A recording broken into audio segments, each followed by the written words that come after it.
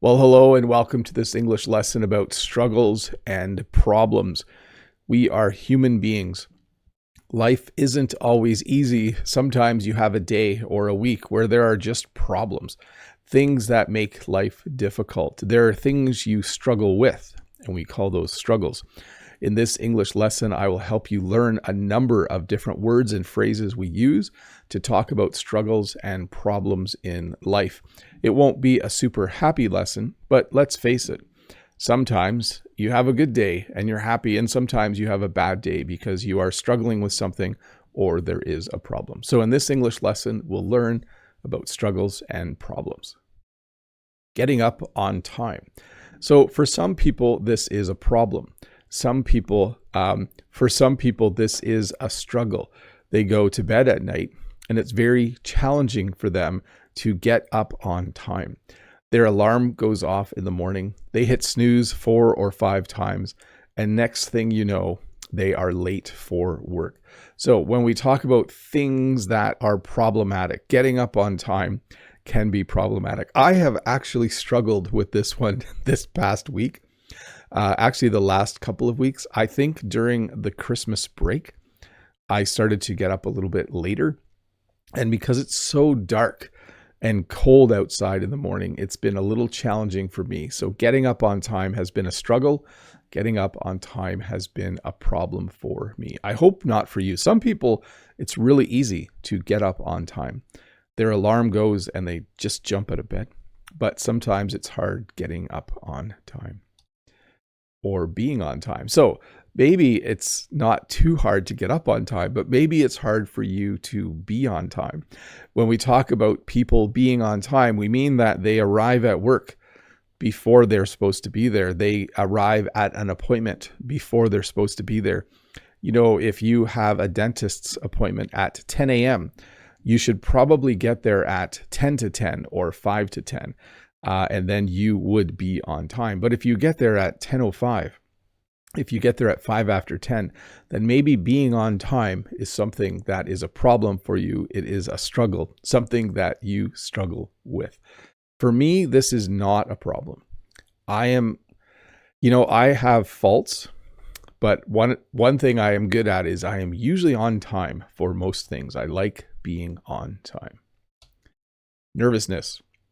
If you have to have an English conversation this week with someone, you might be experiencing nervousness. This means that you are not excited about having that English conversation. Maybe you have to speak in front of people. You have to do some public speaking, and your stomach, it feels like you're going to be sick because you're so nervous. Nervousness simply means to be a little bit afraid, to be afraid to speak in front of people. To be afraid to do something. Maybe you're playing a sport for the first time. You might have some nervousness. So this might be something that you struggle with. This might be a problem for you. You know, the antidote, the cure to nervousness is to simply do something enough times that you become good at it. If you talk in front of a crowd of people every day as a teacher, eventually you're not nervous anymore. If you start playing a new sport and you play in 5 or 6 games, eventually you will be less nervous. Money. So it's kind of a funny one. You're like, what are you talking about, Bob? But some people struggle with money. And there are 2 ways you can struggle with money. It might be hard for you to find a job that pays you enough money, but you also might spend money far too easily. You might be someone who finds it very easy to spend money when you should be saving the money. So again, 2 different kinds of problems with money. Your problem might be that you need a better job so you earn more money, or you might have a problem because every time you see something, you buy it. And then at the end of the month, you don't have enough money in your bank account because you have spent it.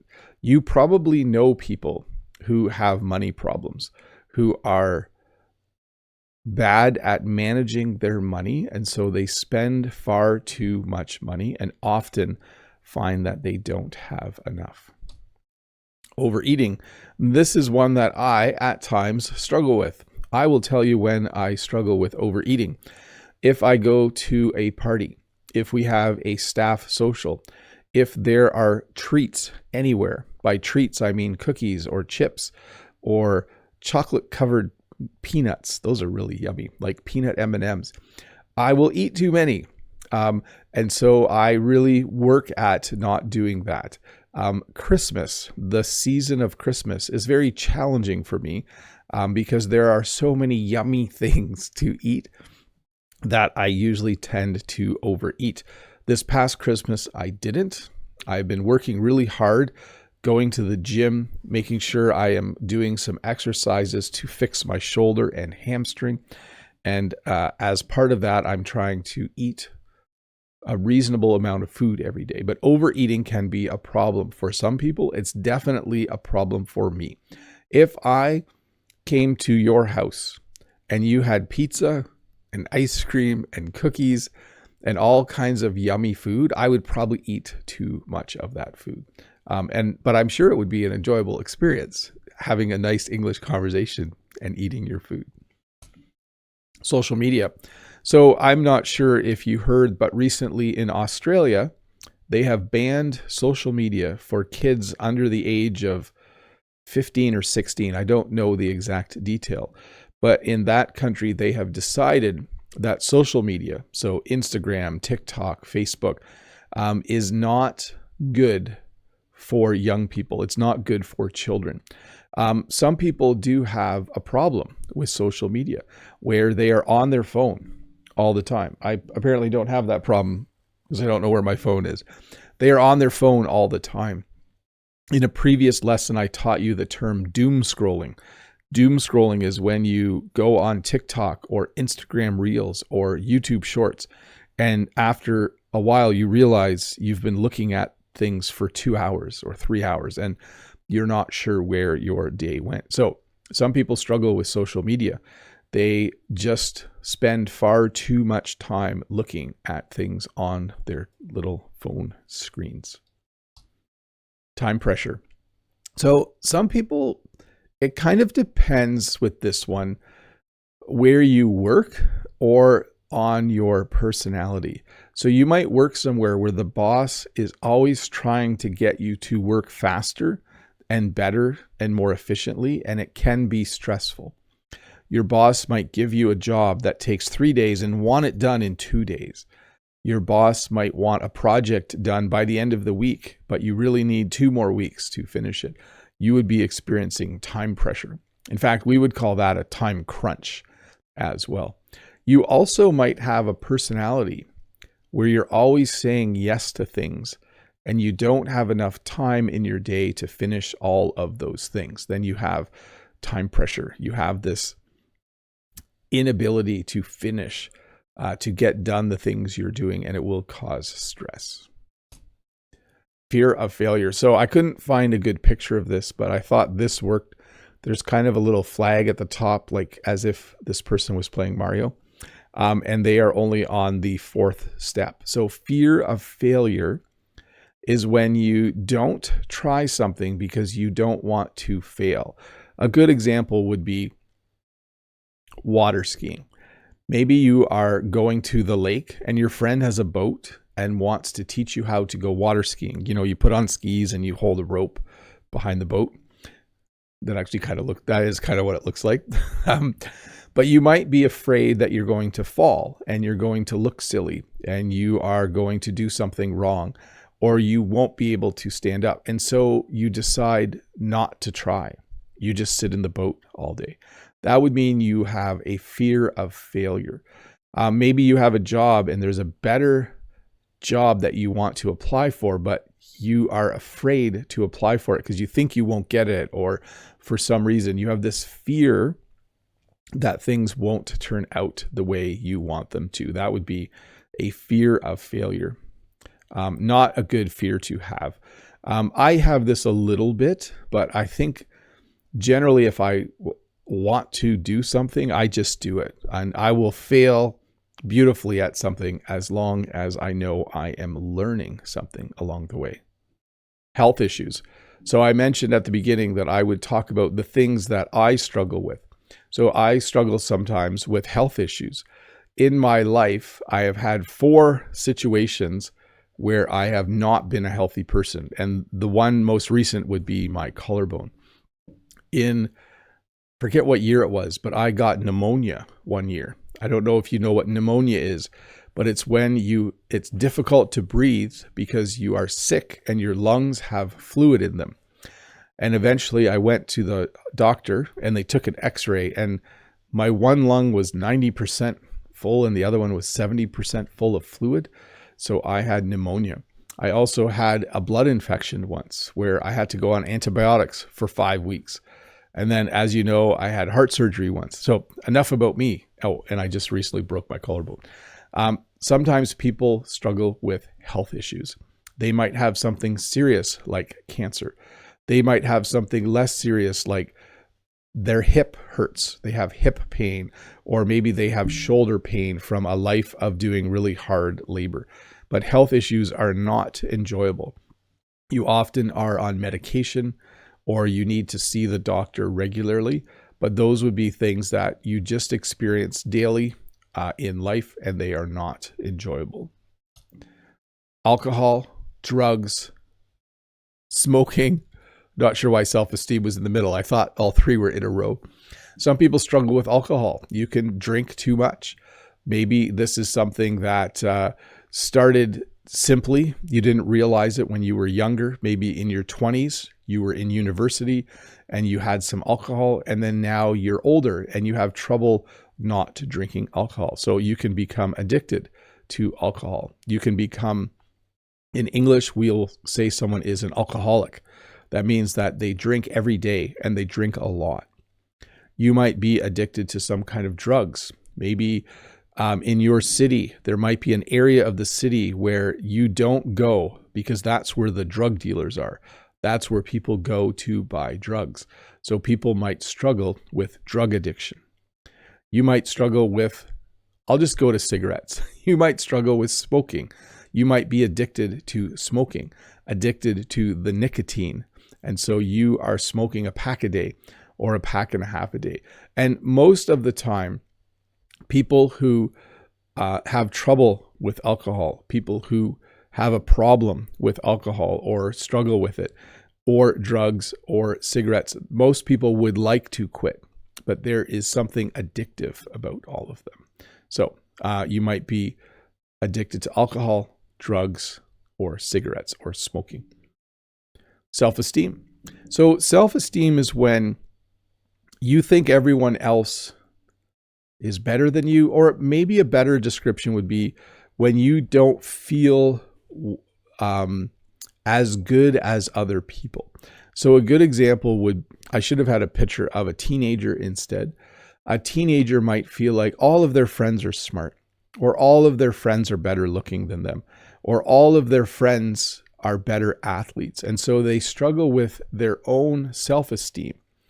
They don't feel worth a lot because they think everyone else is better looking, taller, more athletic, smarter.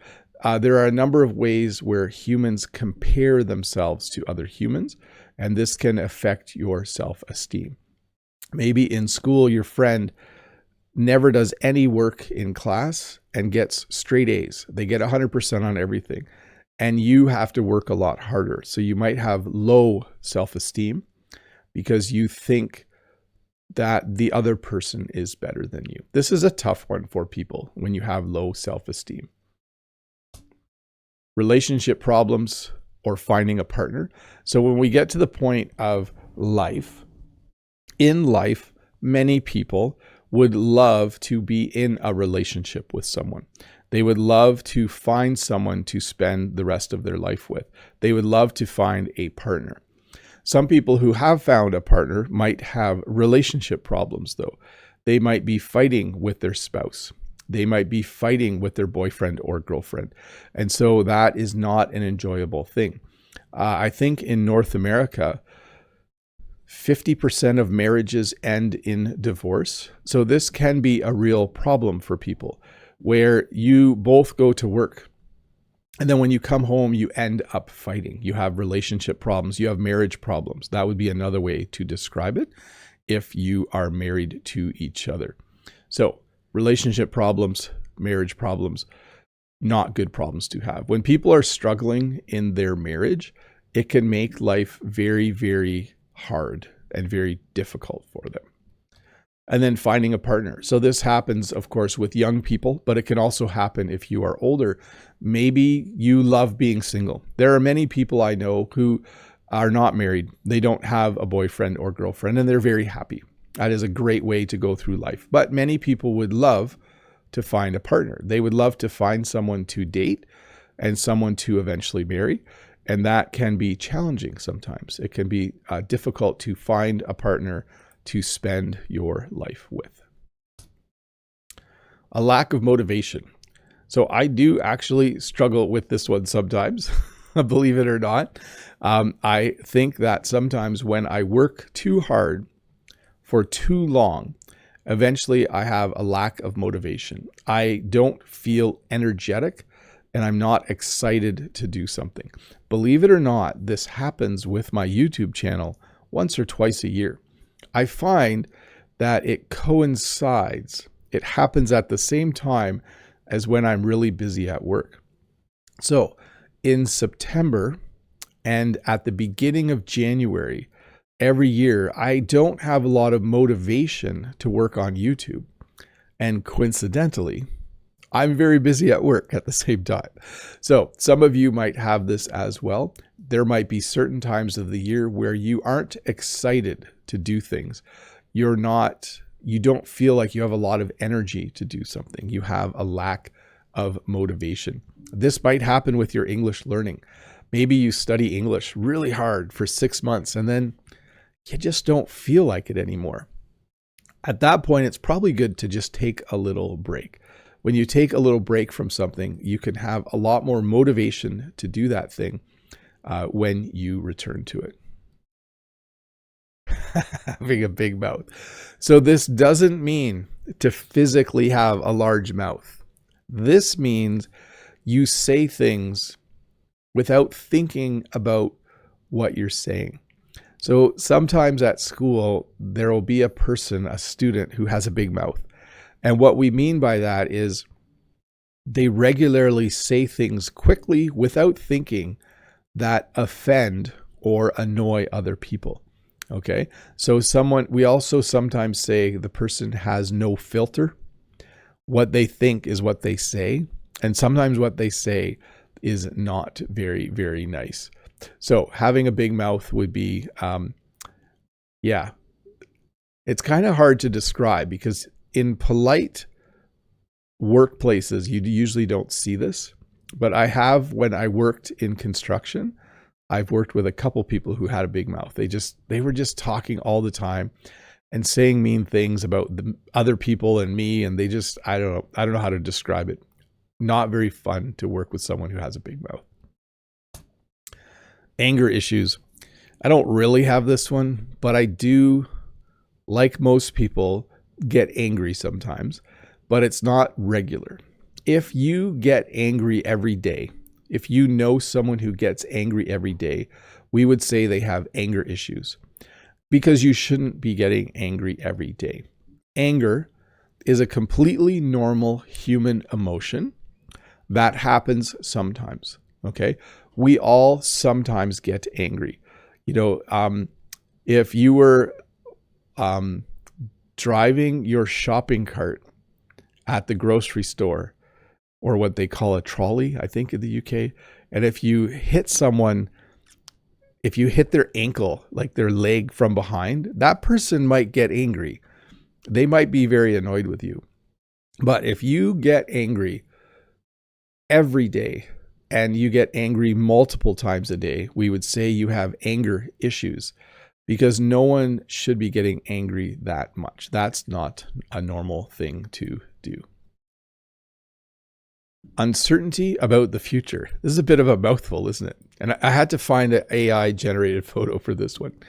Uncertainty about the future is something that usually affects younger people because they want They're not sure what job they'll have someday. They're not sure what they should study at university or college. They're not sure if they should not go to university and just work for their aunt or uncle who owns a business. But there's an uncertainty about the future. And usually young people feel this. I'm actually feeling this.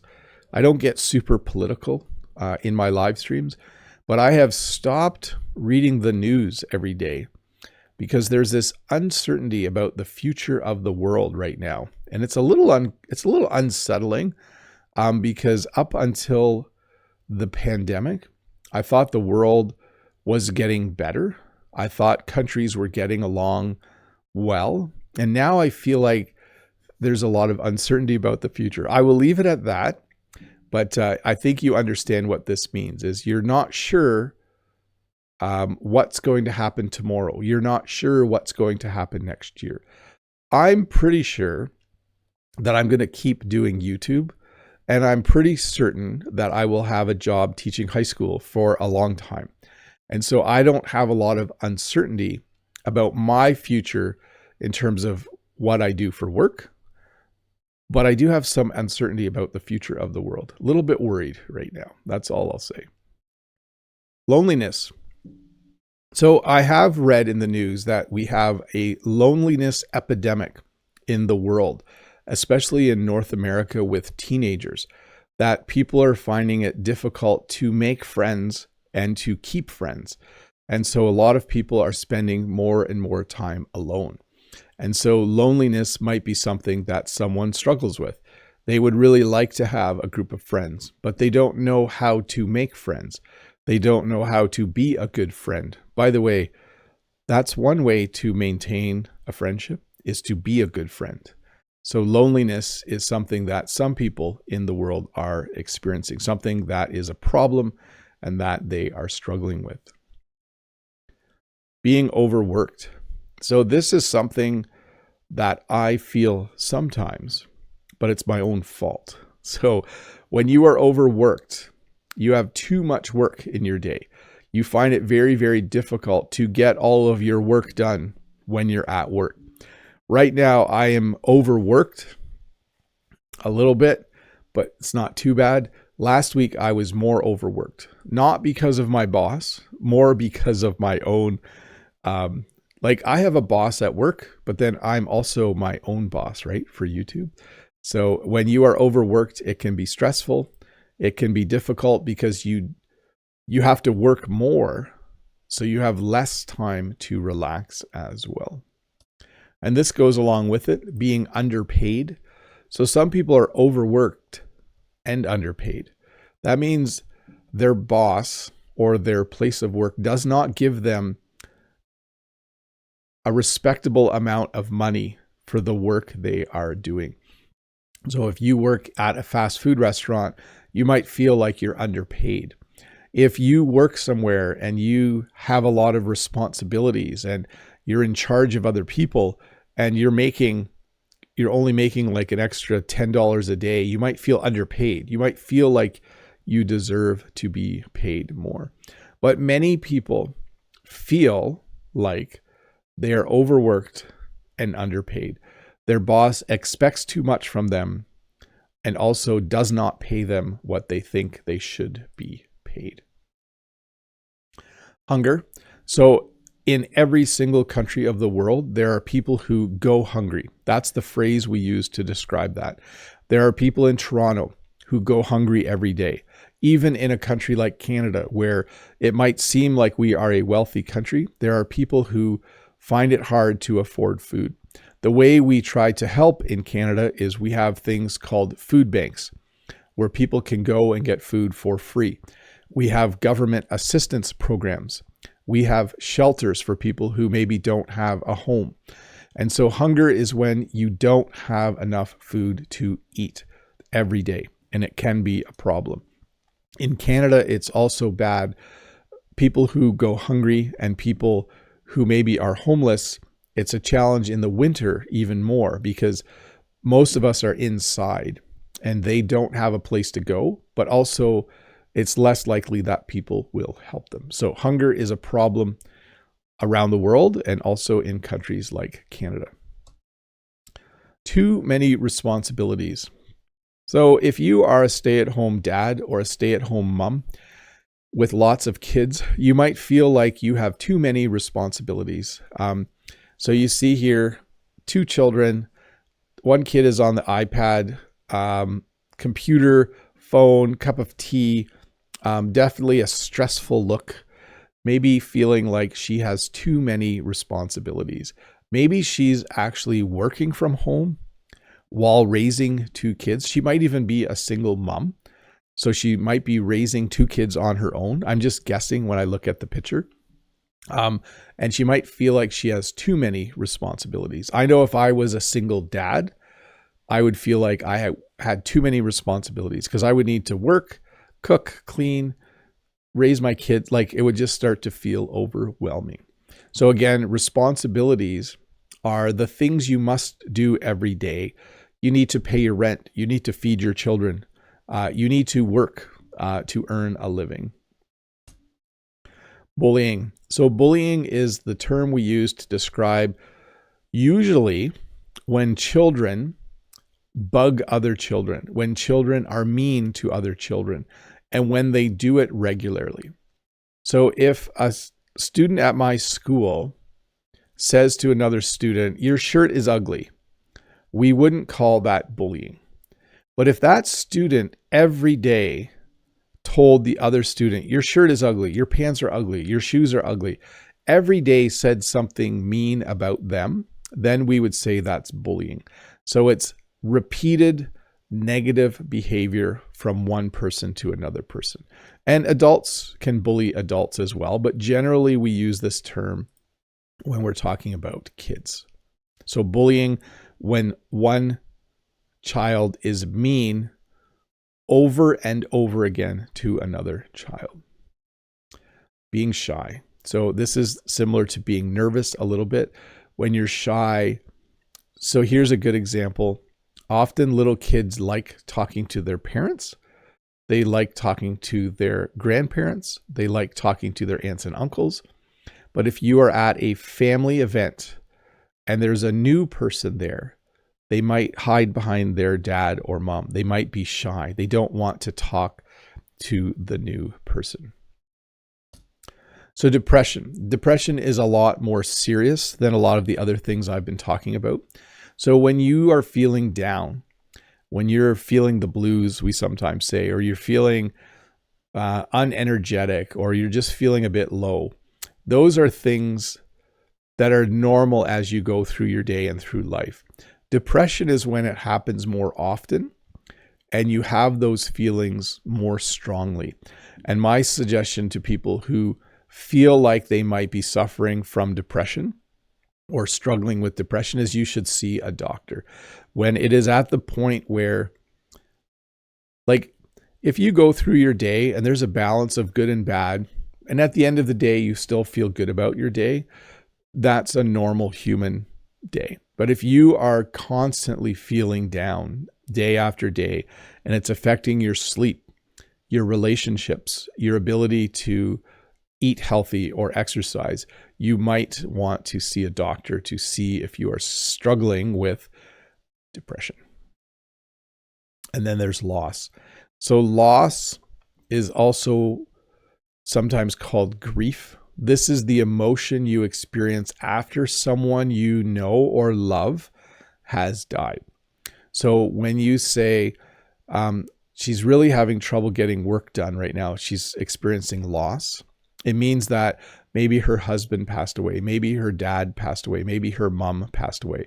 And when I say passed away, I mean died. So sometimes when someone dies, we just say they passed away. That's the more common English term or phrase to use.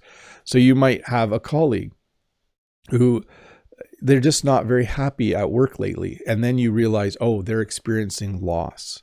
Their grandmother passed away and they were very close to their grandmother. So loss, the feeling of extreme sadness because someone you know and love has died.